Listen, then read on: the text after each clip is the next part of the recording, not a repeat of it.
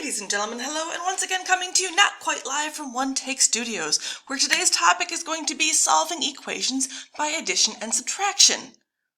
Wait a minute, what was that? Hey, I got a present. Well, shoot, I'm going to open the present, okay? Alright, so I'm going to open the present. How am I going to open the present? I think this is a fabulous bow. I'm going to take this. Oh, there's something in there. I can hear it. I'm going to take this bow off. Okay, there we go. Taking off the bow. Ooh, alright, so we still need to take off the paper. So let's unwrap the wrapping paper. Ooh, we got a good tape job going here. Ooh, it's polka dots inside. That's pretty. Alright, so we have a box. Well, I still can't see my present, so I'm going to open this box. And, ooh, open the box, open the box. Hey, that's where my chapstick went. Alright, well, since we're doing math, I think we should take notes. Let's take notes. What just happened?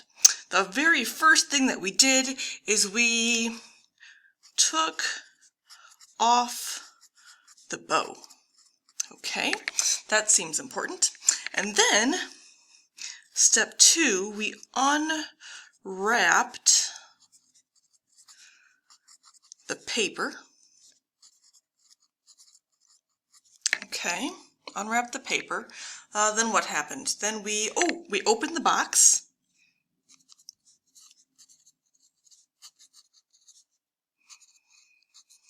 And once we opened the box, we were able to take out the gift.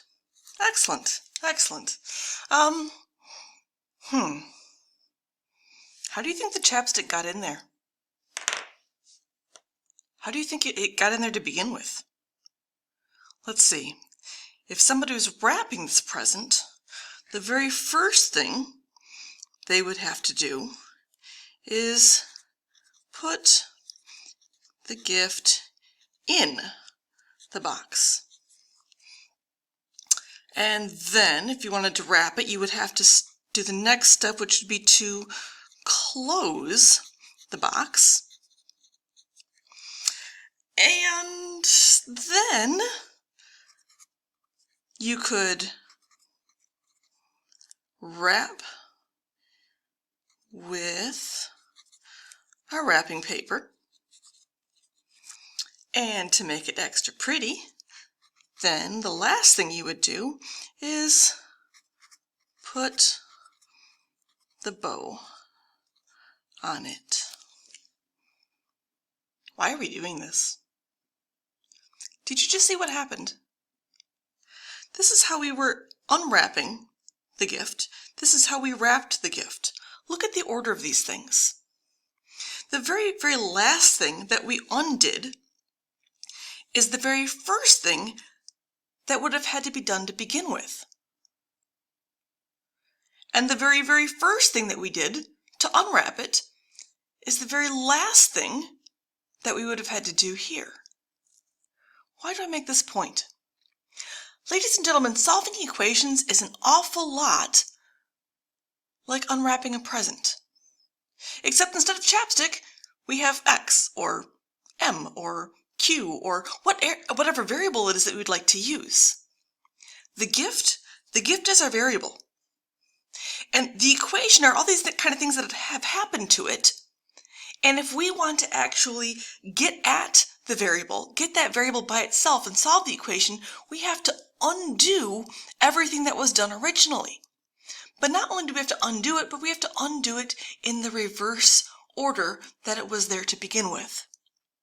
So what does that look like in terms of our order of operations? Because we've talked about order of operations, normally we would do everything in parentheses first, and then the exponents. Reminder, multiplication and division are really two sides of the same coin. There are two different ways to express the same thing, so I'm not going to do all my multiplication and then all my division for order of operations.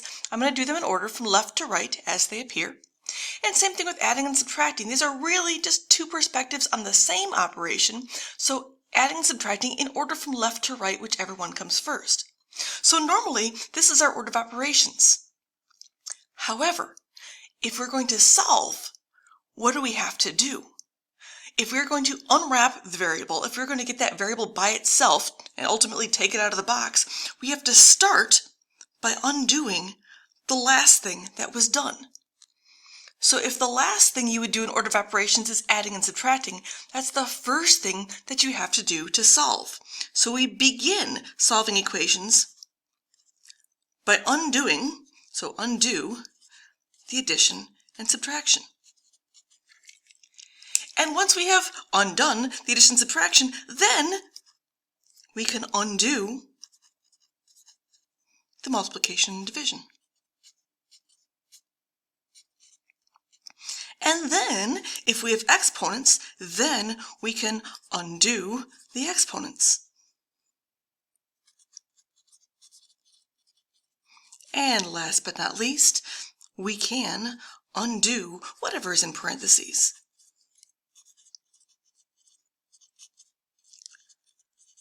So just like everything here is being undone, take out the gift, put in the gift, open the box, close the box, unwrap, wrap, take off the bow, put on the bow. Everything here works backwards to undo what's been done. This is the same thing happening here. These are all the things that are happening in my equation to my variable.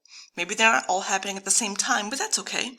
And this right here, this is everything that I have to do if I want to solve. If I want to unwrap the variable, if I want to get that variable by itself, I have to undo everything in the reverse order to be able to unwrap the variable. So I'd like you to keep that in mind. We're not going to have a whole lot of different operations today, but to me this is important to understand. Ooh, I spelled parentheses wrong. Did you catch that? Parentheses. There we go, parentheses. Okay. All right. Cool. So keeping this in mind, we're going to do order of operations backwards. We're going to undo everything that's happening to the x. Today's focus is on addition and subtraction. So since that would have been one of the last things done to the x, it's one of the first things that we are going to undo when we are trying to solve. So I have a couple of examples for you here. We're starting with, we've got x minus 6 equals negative 8. Ooh, positive numbers, negative numbers, scary stuff here. All right, so x minus 6. What is happening to the x? I would like to unwrap the x, which means I need to get it by itself. By itself means on this side of the equation, I want to see the x and only the x. The negative 8, that's not a problem. That's already on the other side of the equal sign. It's away from the x. This is right next to the x. And this is what I want to undo first. Well, this is a minus 6. Or if you can be flexible with your brain, you might also see it as a negative 6. How do I undo a minus or a negative? What will undo that? A positive or a plus. Add 6. But of course, if I'm solving equations, I have to do the same thing to both sides of the equal sign. Notice I said both sides of the equal sign. If I have an imaginary dotted line here, there's my equal signs. Whatever I do to one side, I have to do to the other side to keep the balance. Otherwise, the equals will no longer be true. If I don't do one thing on one side and the same thing on the other side, I'm going to lose the fact that one side equals the other. So if I'm going to add 6 on the left, I'm going to add 6 on the right as well. Okie dokie. I'm going to put a nice little addition bar here for us to kind of put these together. So, x, I'm not changing the x is just going to stay the x. But what happens if I do a negative 6 and a positive 6? What happens if I do a minus 6 and a plus 6? These are opposites. They will undo each other. Keeping my equals sign, negative 8 plus 6. Negative 8 plus 6. We could use a calculator. Maybe we can think about this for a second. Negative 8. I owe mom and dad $8 because I really wanted to buy that special thing. I don't know. What do you buy for $8? 4 giant candy bars. You just bought 4 giant candy bars and your parents lent you $8 for that. I don't know about that. That sounds like a bad idea. But you have $6. Can you pay your parents back? Can you give them 8 if you have 6? Again, negative is money that you owe, and then positive is money that you have. If you give your parents $6 and you owe them 8, will you have paid them off? Not quite close. You will still owe them $2. So that's going to be negative 2. And that's my answer. That's it. X equals negative 2 right there. I have my x by itself, and that's the entire goal for solving equations. Get the x by itself. Can I test this? Absolutely. What is negative 2 minus 6? Negative 2 minus 6 is going to be negative 8. Yay, I'm correct. That makes me happy. All right, so one down, couple here to go. All right, so this one is a little bit different. This is y plus 4. Again, I'm trying to get the variable by itself. I'm trying to unwrap this, which means I need to undo what's been done to the y. Somebody added a 4. I need to undo that. Well, what's the opposite of plus 4? Minus 4. Or what's the opposite of positive? Negative. We are undoing that. But again, if I do this on one side of the equation, I must do this on the other side of the equation as well. Alright, so we're trying to keep this equal. One thing on one side of the equal sign, one thing on the other. My y is not changing. I'm not actually doing anything to the y. What happens if I do a plus 4 and a minus 4? Dun dun dun dun. 4 minus 4 is 0. They undo each other. Alright, so just like last time they were undoing each other, this time they are still undoing each other. They are gone. There's our equal sign. 7 minus 4. I know that one. 7 minus 4 is 3. Hey, my variable's by itself. I've solved. Ta-da! Can I check that? 3 plus 4 equals 7. I'm pretty sure that's a true statement. I think I'm right. Cool. Now, if you are really brave right now, pause this video. Pause the video and try to see if you can do the next two problems without my help. All right? Pause it, try those two, and come back to me. Ready? Pause. Did you actually pause it? I hope you paused it. Let's see what happens. These get interesting, don't they? Now, this time I put the number first and the variable second. Does that mean it's still going to work the same way as these guys? I'll bet it does. But we might need to think about that.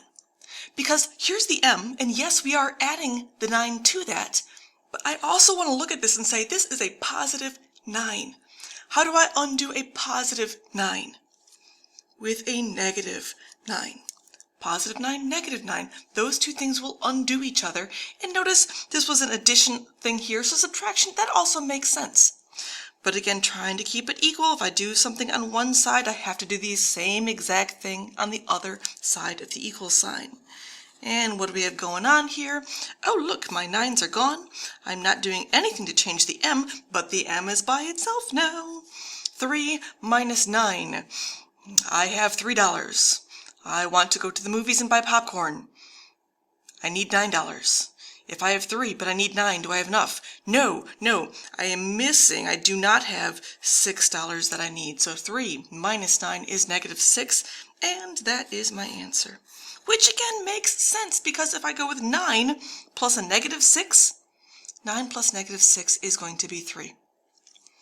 All right, I've saved the toughest one for last. I hope you tried this on your own. If you write in pencil, it's okay. We all make mistakes. But hopefully you got it. So let's see this one. Okay, so this one's tricky. Are you ready? This is b. This is my variable. And yes, we are adding. However, we are adding a negative. And some of you will look at this adding sign and say, all right, we need to subtract. And there's a 5, so we should subtract 5. If I subtract 5, will this negative 5 actually go away? If I do a negative 5 and a negative 5, will they cancel each other out? Let's look around. Negative and positive, positive and negative, positive and negative. Are negative and negative, are these going to undo each other? Are they going to cancel? No, not quite. How do we fix this? Well, there's a couple of ways for your brain to look at this. One of those things might be saying, all right, well, if this is a negative 5, I'm going to do a positive 5, because a negative and a positive will cancel. And you know what? That's decent logic. Here's another way to think about that. Yes, I was adding. So if I go to subtract, what am I subtracting? I'm subtracting a negative 5. What happens if I subtract a negative? That's right. Subtracting a negative is the same thing as adding. You want to be careful and not just put your brain on automatic pilot. If you see a plus doesn't mean automatically this is going to be a minus. You have to ask yourself, if I do this, will this actually undo the number that I'm trying to get rid of? Because if it won't undo it, you're kind of wasting time. I'm going to keep the equal sign, and again I want to do the same thing on both sides. This goes here. Positive, negative 5, gone. There's my b by itself. Oh, decimals, that's just mean.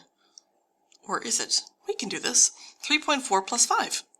That's just going to be 8.4. Huh, that wasn't as bad as it looked. And there's my final answer. Ladies and gentlemen, I hope this is sitting pretty well with your brain, but math is a skill. And the only way you get better at skills is through practice. So keep practicing, all right? Thanks.